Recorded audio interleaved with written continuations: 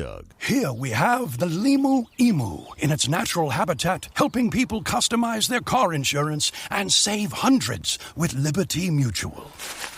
Fascinating. It's accompanied by his natural ally, Doug. Limu? Is that guy with the binoculars watching us? Cut the camera. They see us. Only pay for what you need at libertymutual.com. Liberty, liberty, liberty, liberty. Savings vary. Underwritten by Liberty Mutual Insurance Company and affiliates. Excludes Massachusetts.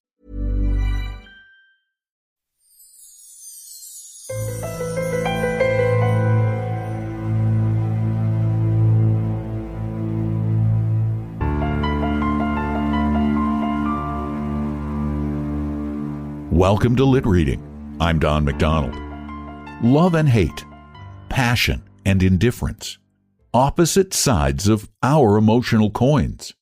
Our feelings for those closest to us are often mixed, and many times, even in grief, we struggle with our inner emotional demons. Talented 19th century author Kate Chopin shares a unique perspective on a physically frail woman's emotional struggle in The Story of an Hour.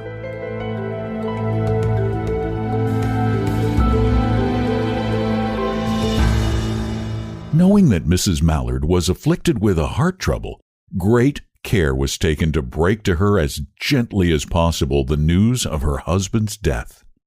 It was her sister Josephine who told her, in broken sentences, veiled hints that revealed in half-concealing. Her husband's friend Richards was there too, near her.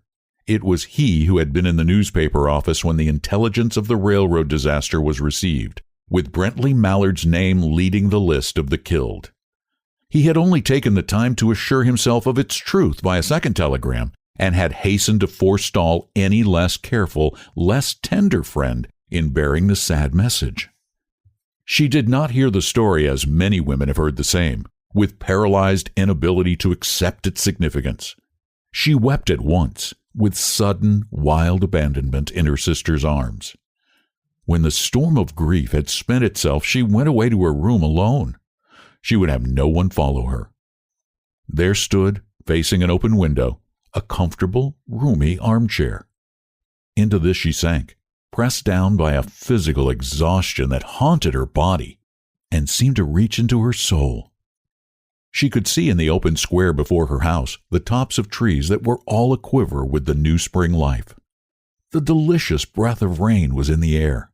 In the street below, a peddler was crying his wares.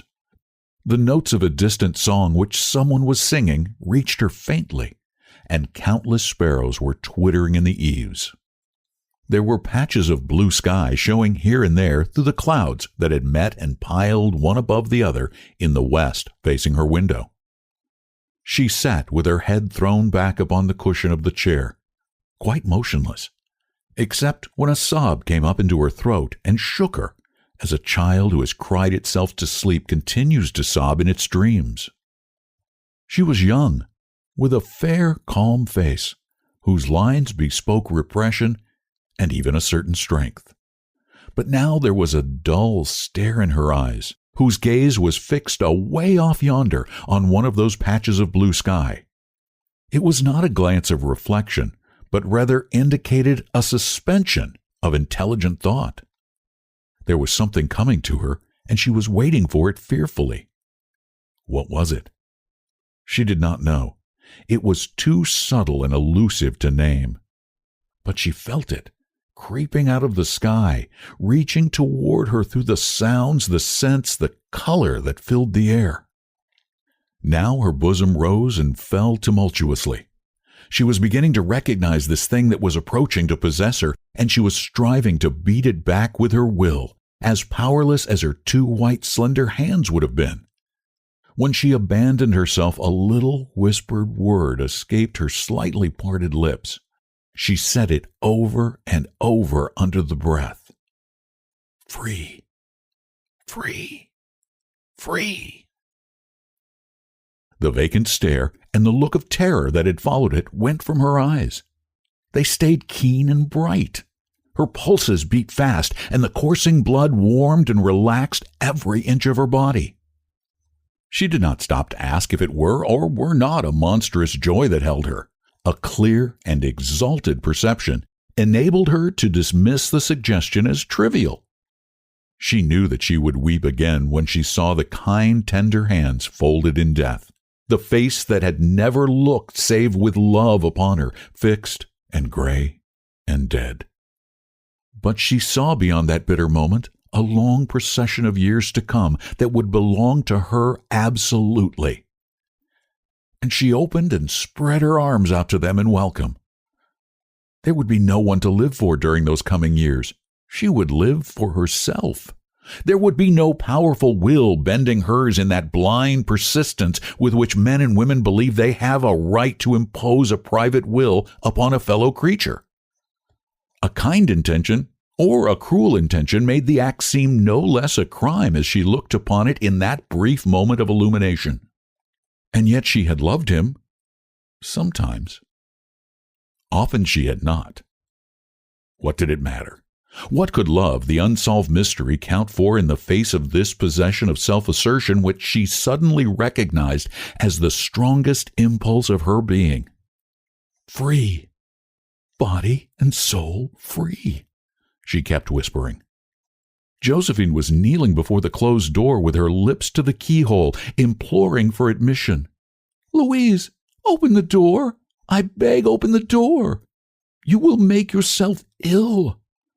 What are you doing, Louise? For heaven's sake, open the door." "Go away. I am not making myself ill." No, she was drinking in a very elixir of life through that open window. Her fancy was running riot along those days ahead of her. Spring days and summer days and all sorts of days that would be her own.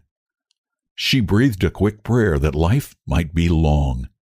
It was only yesterday that she had thought with a shudder that life might be long. She arose at length and opened the door to her sister's importunities. There was a feverish triumph in her eyes, and she carried herself unwittingly like a goddess of victory. She clasped her sister's waist, and together they descended the stairs. Richard stood waiting for them at the bottom. Someone was opening the front door with a latch key. It was Brentley Mallard who entered, a little travel-stained, composedly carrying his gripsack and umbrella. He had been far from the scene of the accident and did not even know there had been one. He stood amazed at Josephine's piercing cry, at Richard's quick motion to screen him from the view of his wife. When the doctors came, they say she had died of heart disease, of the joy that kills.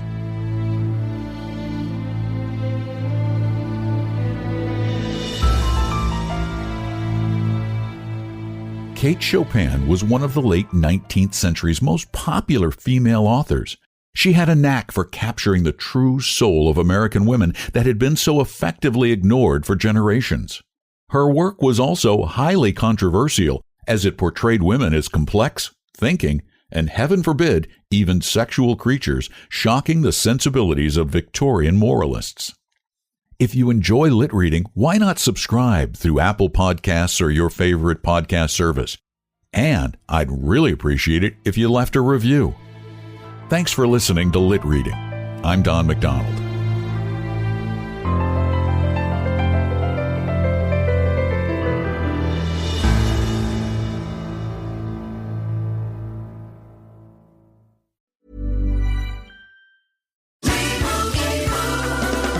Doug. Here we have the Limu Emu in its natural habitat, helping people customize their car insurance and save hundreds with Liberty Mutual.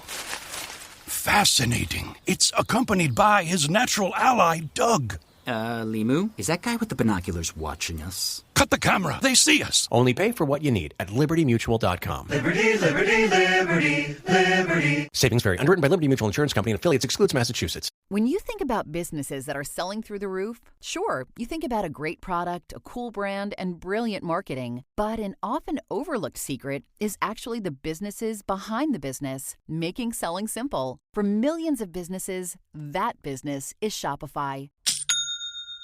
Nobody does selling better than Shopify. They're the home of the #1 checkout on the planet and the not-so-secret Shop Pay that boosts conversions up to 50%, meaning way less carts going abandoned and way more sales happening.